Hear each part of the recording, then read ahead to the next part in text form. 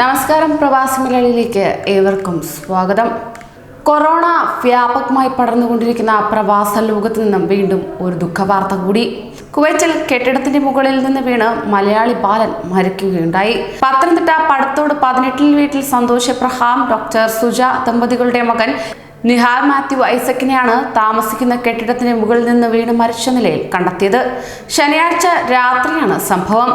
റിഗായിൽ ഇവർ താമസിക്കുന്ന കെട്ടിടത്തിന് മുകളിൽ നിന്ന് വീണ് മരിച്ച നിലയിലാണ് കുട്ടിയെ കണ്ടെത്തിയത്.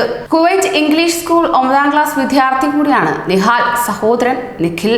മൃതദേഹം ഇപ്പോൾ ആശുപത്രി മോർച്ചറിയിൽ സൂക്ഷിച്ചിരിക്കുകയാണ്.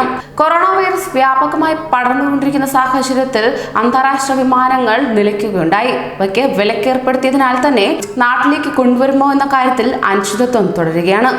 കൂടുതൽ പ്രവാസി വാർത്തകൾക്കായി ഈ ചാനൽ സബ്സ്ക്രൈബ് ചെയ്യൂ.